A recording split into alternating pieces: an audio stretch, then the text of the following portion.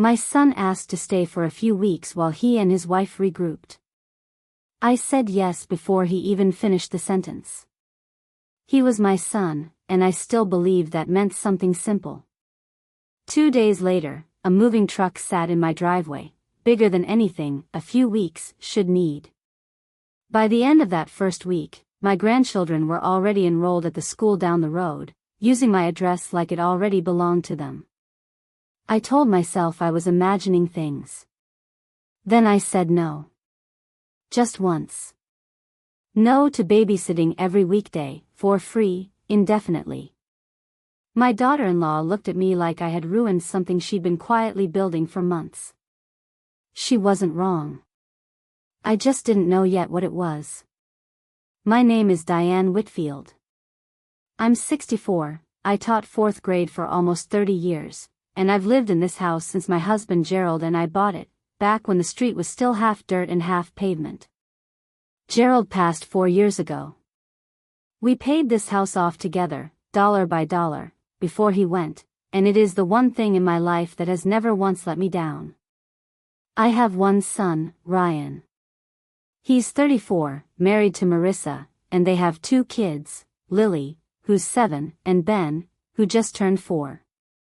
For most of Ryan's adult life, I thought we had the kind of relationship where he'd tell me the truth even when it was hard. I found out later that the truth and what I was told were 2 very different things. Ryan wasn't always someone I had to guess about. He was an easy kid, the kind of boy who told on himself before you had to ask. When he backed Gerald's truck into the mailbox at 16, he was standing in the driveway waiting for us before we even heard the noise. That's the version of my son I carried with me into adulthood, long after he'd become someone I mostly knew through Sunday phone calls and holiday visits. I think that's part of why I said yes so fast in March. I wasn't really saying yes to the man on the phone. I was saying yes to the boy in the driveway. My days, before all this, had a shape I liked.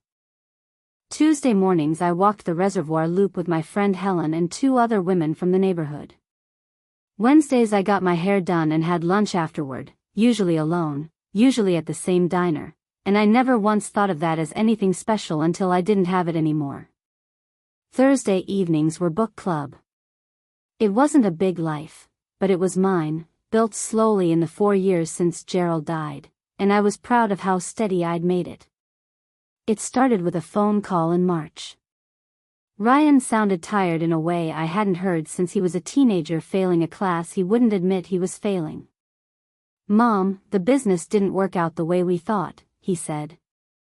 "We're going to have to regroup for a while. Would it be okay if we stayed with you? Just a few weeks, while we get back on our feet." I said yes before he finished the sentence. Of course I did. He was my son, and Marissa was polite enough on holidays, and the kids, I loved the idea of having the kids close, even if I should have asked more questions before I answered. 2 days later, a moving truck idled in my driveway.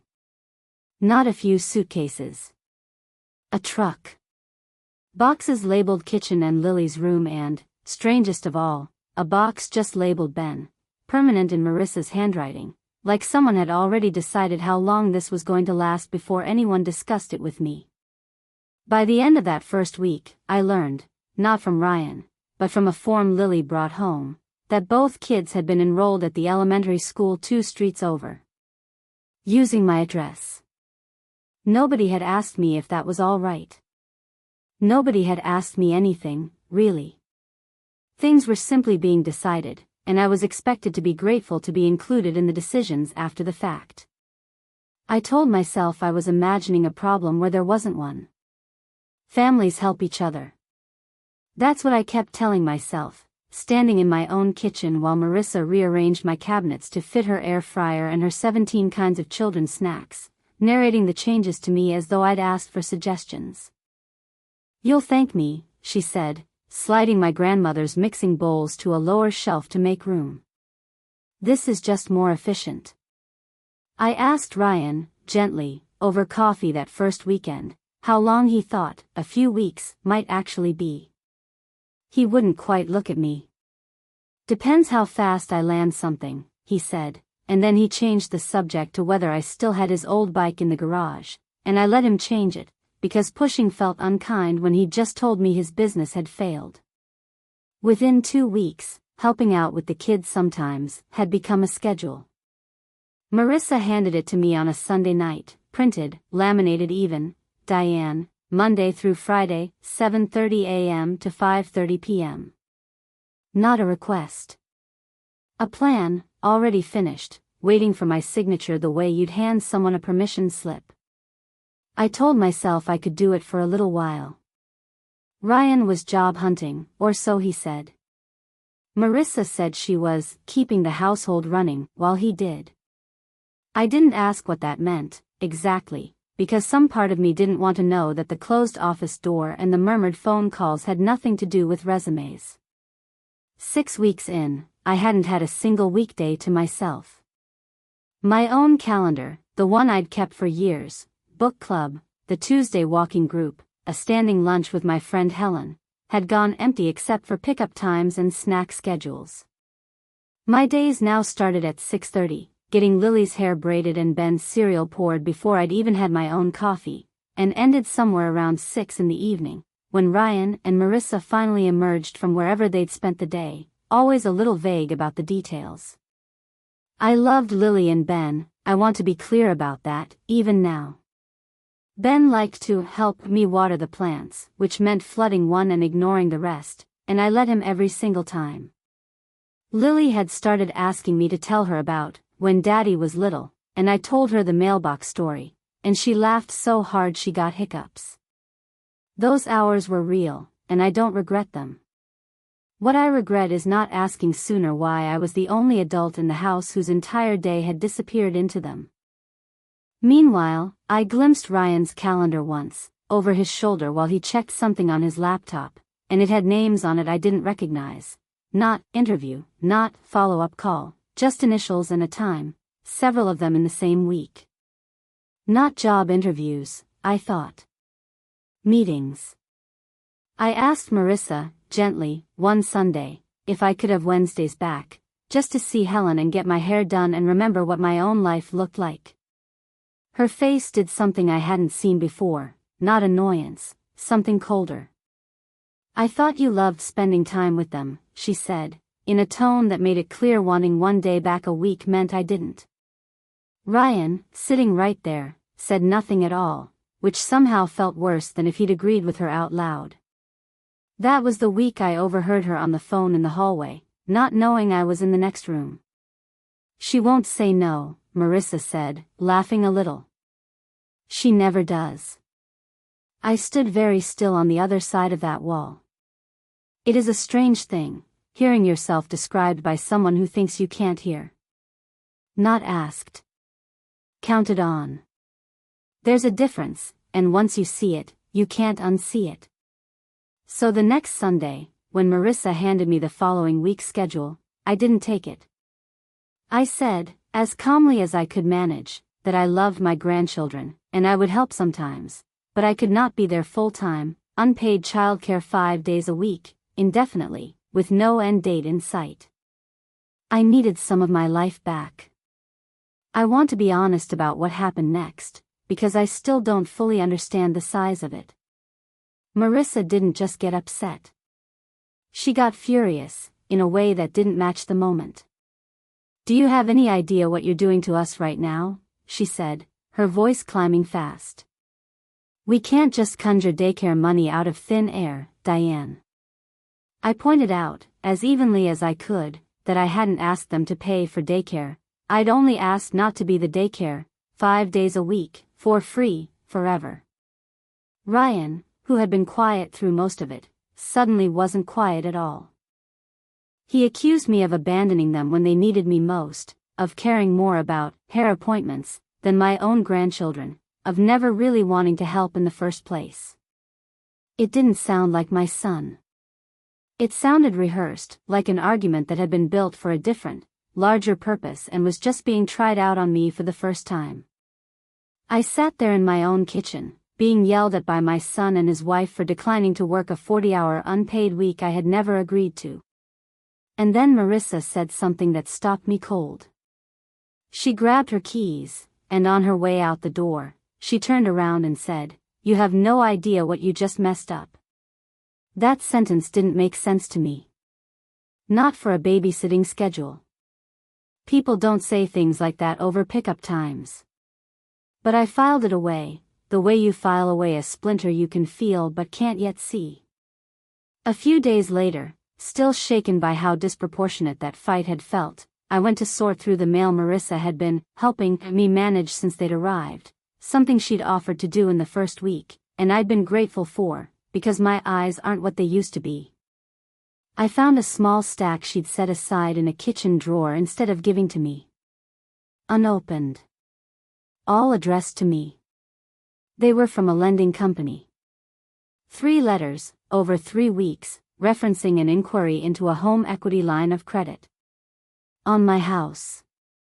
I had never called anyone about a home equity line in my life. I sat down right there on the kitchen floor with the letters in my lap before I trusted myself to stand up and call the number. When I finally did, my hands weren't quite steady. The woman on the phone was kind, patient with all my questions, and confirmed, gently, that yes, an application had been started using my information several weeks earlier, my social security number, my property address, even an estimate of my home's value, and had stalled only because it required my signature and a notarized form that had never come back. "Do you have any record of who submitted the initial application?" I asked. "I can tell you it was submitted online," she said, "with a callback number that isn't yours. I can flag the file as disputed, if you'd like, and freeze it until you sort things out." I told her yes, please, freeze everything. I hung up the phone and sat at my kitchen table for a long time, listening to Ben's cartoons through the wall, trying to reconcile the sound of my grandson's Saturday morning with the sentence I'd just heard: "Your social security number, your property address, an estimate of your home's value." I called Helen that night. Helen was a paralegal for 30 years before she retired, and she is the kind of friend who listens to the whole story before she says a single word. When I finished, the moving truck, the school enrollment, the schedule, the fight, the letters, she was quiet for a moment. "Diane," she said. "Has anyone asked you to sign anything lately? Anything at all, a form, a letter, anything that felt small?" I told her no, not yet. She told me that didn't mean not soon. Over the next several days, I started paying attention in a way I'm not proud of, watching my own son and his wife the way you'd watch strangers in an airport, cataloging small things instead of trusting my old assumptions. I noticed Marissa always took her calls out on the back porch now, door closed, even in the cold. I noticed Ryan had started keeping his laptop with him from room to room instead of leaving it on the kitchen counter the way he used to. One evening, the kid's tablet was left open on the counter while I looked for a charging cable, still logged into a family messaging thread Ryan used with Marissa. I want to be honest, I wasn't hunting for anything. I was looking for a cable so Ben's tablet wouldn't die mid-cartoon. But a message caught my eye before I could look away: Ryan, from 2 months earlier, before they'd even asked to move in, writing, "Once Mom's on board with this, it'll be easier for everyone." On board with what? I remember thinking. And then, underneath it, saved as an attachment, was a document. A power of attorney. My name, typed in at the top, in fields already filled out. Drafted by a law office I had never contacted, belonging to a man named Mr. Colton I had never met in my life. It was dated the day after I told them no to full-time babysitting.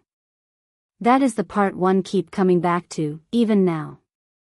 Not the document itself. I understand, in a cold, practical way, why a family might discuss power of attorney someday. What I cannot get past is the timing. My refusal didn't slow them down. It sped them up. Whatever they had been planning to unfold slowly, over months, my one no forced into the open before it was ready. I didn't confront them yet.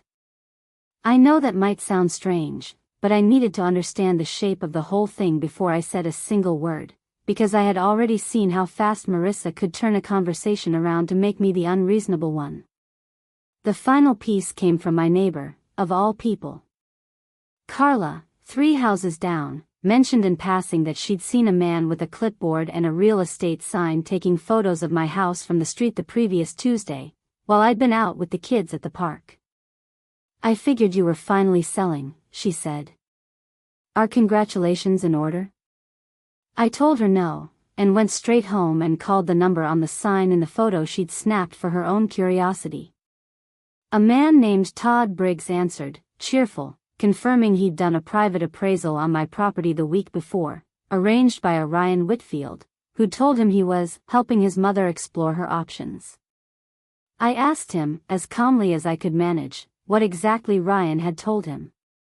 Just that his mother was getting older and the family wanted an accurate number in case they needed to make some decisions down the road, he said.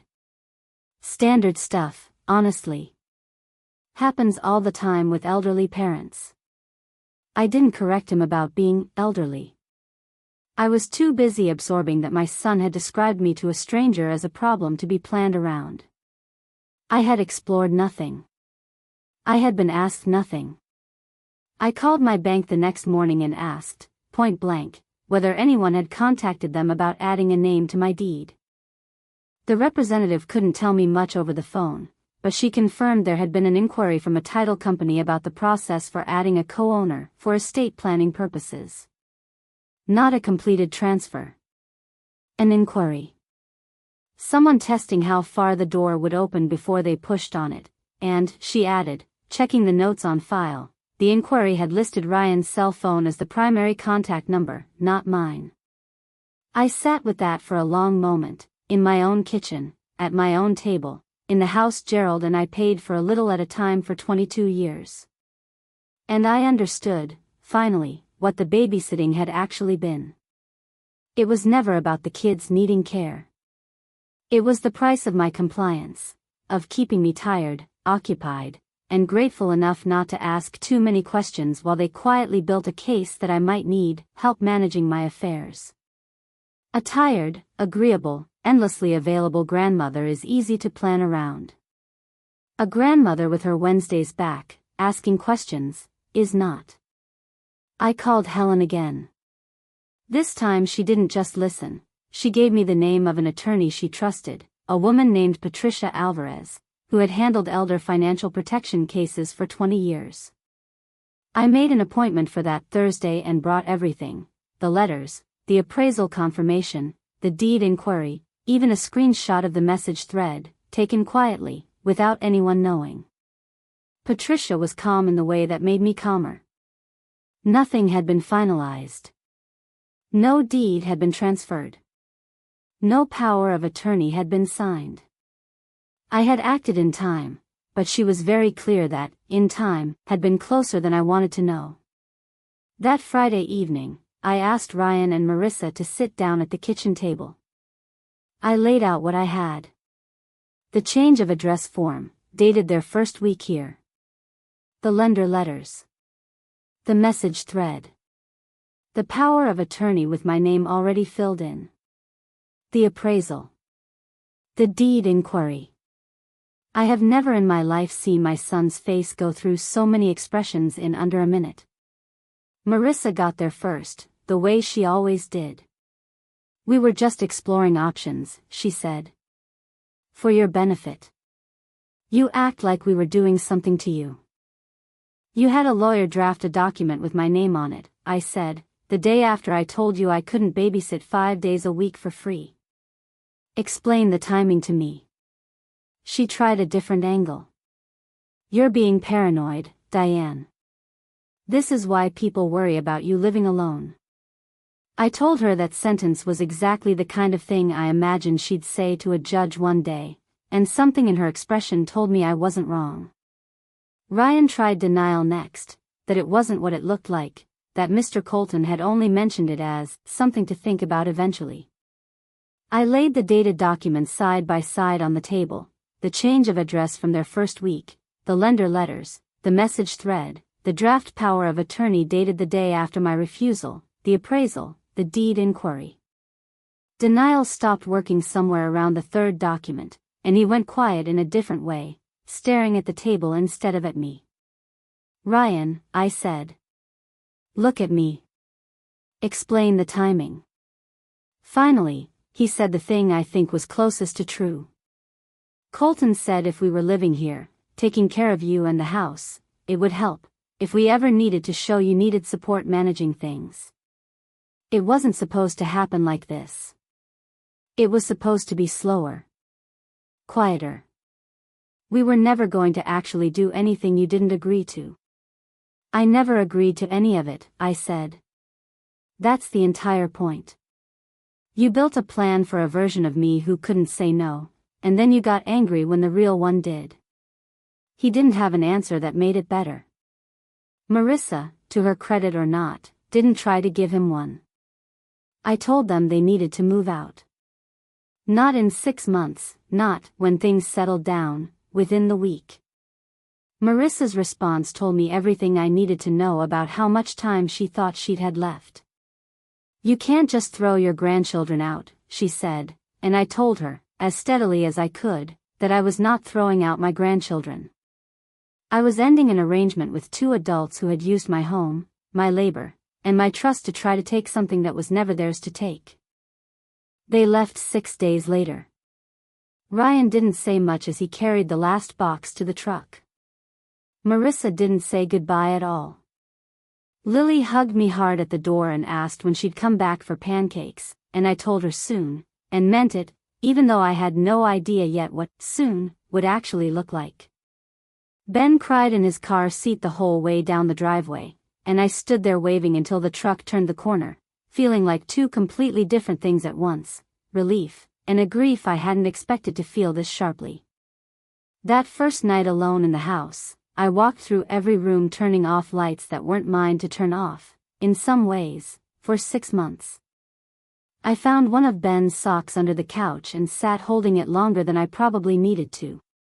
Patricia helped me file the paperwork to formally confirm there was no valid power of attorney on record, and to put a written notice on file protecting the deed from any future claim tied to informal caregiving arrangements. She also helped me set up something I should have had years ago, a simple, ordinary estate plan of my own choosing, naming who I actually wanted involved in my affairs, on my terms, while I am fully able to decide that for myself. Nothing had been finalized before I found it.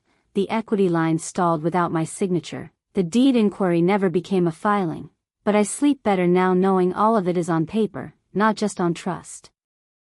The house is quiet again in a way I'm still adjusting to. Some mornings I miss the noise, Ben's laugh through the wall, Lily asking me to read the same book for the 4th time. I miss the versions of my son and daughter-in-law I let myself believe in for those first few weeks, before I understood what the moving truck had actually been carrying. I want to be honest about the cost of this, because a story like this doesn't get to skip that part. Ryan calls sometimes now, short conversations, careful ones, mostly about the kids, occasionally circling toward an apology that never quite lands all the way. He did tell me, in one of those calls, that he'd stopped seeing Mr. Colton entirely, and that Marissa was furious about it. I don't know what to do with that information yet, except notice it. I don't know if we'll ever get back to easy. I told him the door isn't locked, but it isn't wide open either, not until I see, over time, who he actually is when nobody needs anything from me.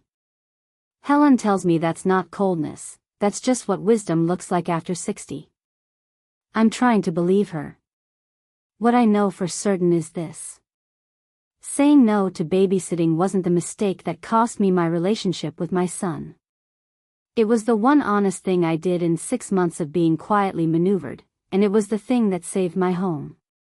If I had said yes that Sunday night, the way I'd said yes to everything else, I don't know how much longer it would have taken me to notice what was actually being built under my own roof, with my own money, using my own grandchildren as the reason I couldn't say no.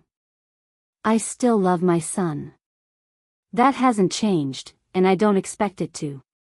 But I've learned the difference between being needed and being used, and I know now that the two can look identical from the inside of a family, right up until the moment someone asks you to sign something you never agreed to. My kitchen table is clear again. No lender letters, no drafted documents, no laminated schedules waiting for my signature. Just my coffee, my own calendar with my own Wednesdays back in it, and a standing invitation on the counter for Lily and Ben, whenever their parents are ready to let them see me on terms that don't come with strings attached. That's the part one hold on to. Not the anger, not even the relief, exactly. Just the quiet certainty that this house, and the life inside it, is finally, fully mine again, the way it always should have been. So here's my question for you, and I mean it, tell me in the comments. If you'd felt yourself being quietly maneuvered the way I was, would you have said no as soon as I did, or would you have kept saying yes a little longer to keep the peace? There's no wrong answer. I just want to know I'm not the only one who's had to learn the difference between being needed and being used. If a story like this one is why you're here, subscribe to Broken Bonds, and I'll see you at the next one.